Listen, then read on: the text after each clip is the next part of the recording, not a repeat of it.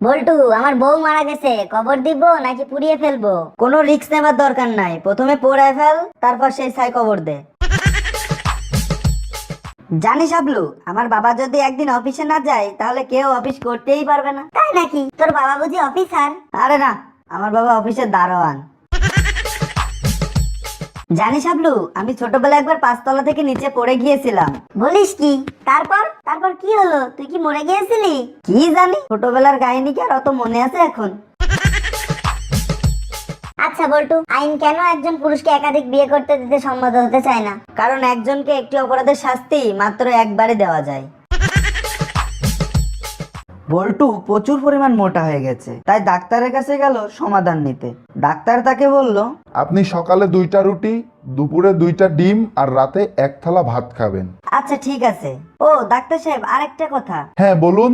এগুলো কি খাওয়ার আগে খাবো নাকি খাওয়ার পরে? রেগে মেগে অফিস থেকে বাসায় ফিরলো বল্টু।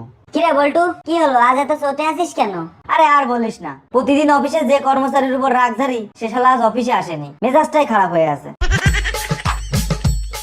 বল্টু চাকরির জন্য ইন্টারভিউ দিতে এসেছে। বস তাকে বলল, আমরা কাউকে চাকরি দেওয়ার ক্ষেত্রে মাত্র 2টা রুল ফলো করি। কি কি স্যার? আমাদের দ্বিতীয় রুল হচ্ছে পরিষ্কার পরিচ্ছন্নতা। আপনি কি এখানে আসার আগে রুমের বাইরে থাকা ম্যাটে জুতো তলা মুছে এসেছেন? হ্যাঁ স্যার মুছে এসেছি। আমাদের প্রথম রুল হলো বিশ্বাসযোগ্যতা, এবং আপনার অবগতির জন্য জানানো যাচ্ছে যে বাইরে কোনো ম্যাট ছিলই না, কাজে আপনাকে বিশ্বাস করা যাচ্ছে না, আর চাকরির ব্যাপারটাও ভুলে যান। হ্যাঁ রে বল্টু, তোর অফিসের কর্মচারীদের কি এমন জাদু করেছিস যে তারা ঠিক সময় মতো পৌঁছায়? হ্যাঁ জাদু না রে, জাদু না। তাহলে কি? আসলে আমার অফিসে একটা চেয়ার কম, তাই সবাই সময় মতো পৌঁছাতে চেষ্টা করে, যেন দাঁড়িয়ে না থাকতে হয়। হাবলু আর বল্টু গেল চাকরির ইন্টারভিউ দিতে। হাবলু আগেই প্রশ্নকর্তাকে ঘুষ দিয়ে রাখছিল। প্রশ্নকর্তা হাবলুকে জিজ্ঞেস করলো, এই তুই ডগ বানান কর। ডিওজি। সাবাস। এরপর তিনি বল্টুকে জিজ্ঞেস করলেন, এই তুই হিপহপ টমাস বানান কর। এটা তো পারি না। তুই পারিস নাই, তুই বাদ যা। হাবলু চাকরি হয়ে গেছে। বল্টু বলল, মানি না, আমার কঠিনটা ধরেছে, ও সহজটা ধরেছে। আচ্ছা ঠিক আছে, আবার এই তুই বল 1971 সালে বাংলাদেশে কতজন মারা গেছে? স্যার 30 লক্ষ। সাবাস। এই এবার তুই বল ওই 30 লক্ষ মানুষের নাম কি?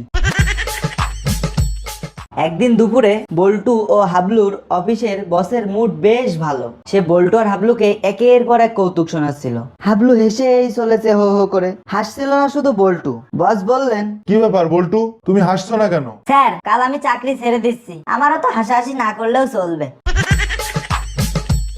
বল্টু আর হাবলু একই অফিসে চাকরি করে। একদিন বল্টু বলছে, দোস্ত কতদিন ধরে ছুটি পায় না, কাজ করতে করতে হাঁপিয়ে উঠেছি, কিন্তু বস তো কিছুতেই ছুটি দেবে না। আমিও হাঁপিয়ে উঠেছি রে, কিন্তু আমি বসের কাছ থেকে ছুটি নিতে পারবো, দেখবি? কিভাবে? আচ্ছা দেখ তাহলে। এটা বলেই হাবলু টেবিলের উপর উঠে দাঁড়ালো এবং ছাদ থেকে বেরিয়ে আসা একটা রড ধরে ঝুলতে শুরু করলো। কিছুক্ষণ পর বস এসে বললেন, কি ব্যাপার হাবলু, তুমি ঝুলে আছো কেন? হাবলু খুব স্বাভাবিক ভঙ্গিতে বললেন, স্যার আমি লাইট, তাই ঝুলে আছি। বস ভুরু কুঁচকে তাকালেন, কিছুক্ষণ ভেবে বললেন, অতিরিক্ত কাজের চাপে তোমার মস্তিষ্ক বিকৃতি দেখা দিচ্ছে, তুমি বরং 1 সপ্তাহের ছুটি নাও। হাবলু বল্টুর দিকে তাকিয়ে মুস্কি হেসে রুম থেকে বিদায় নিল। বল্টু চেয়ে চেয়ে দেখলো, হাবলু বেরিয়ে যেতেই সেও হাবলুর পিছু নিল। সে কি বল্টু, ছুটি তো হাবলুকে দিয়েছি, তুমি কোথায় যাচ্ছ? কি আশ্চর্য, লাইট ছাড়া কাজ করবো কি করে? বল্টুর বাবা বল্টুকে অনেকক্ষণ ইংরেজি গ্রামারের ভয়েস চেঞ্জ শেখাচ্ছে। শেখানোর পর বল্টুর বাবা তাকে প্রশ্ন করলো, বল তো বল্টু, আই মেক এ মিস্টেক এর প্যাসিভ ভয়েস কি হবে? I was made by a mistake. আচ্ছা, আপনাদের এখানে কি এমন কোনো বই আছে যার নাম মহিলাদের শাসনকর্তা পুরুষ? হ্যাঁ স্যার, আষাঢ়ে গল্পের বই 3-2 নং সেকশনে পাবেন। হ্যাঁ রে বল্টু, স্বর্গে কি ক্রিকেট খেলা হয়? অবশ্যই হয়, আমি স্বপ্নে গতকালই দেখলাম তো স্বর্গে ক্রিকেট খেলা হচ্ছে, আর আগামী পরশু তো তুই ব্যাট করছিস। হ্যালো বন্ধুরা, আমাদের ভিডিওটি যদি তোমাদের ভালো লেগে থাকে অবশ্যই লাইক, কমেন্ট এবং শেয়ার করো। আর হ্যাঁ, তোমরা তো জানো আমি বল্টু। আমার নতুন নতুন জোকস ভিডিও পেতে আমাদের চ্যানেলটি সাবস্ক্রাইব করো আর পাশে থাকা বেল আইকনটি চেপে দাও। ধন্যবাদ।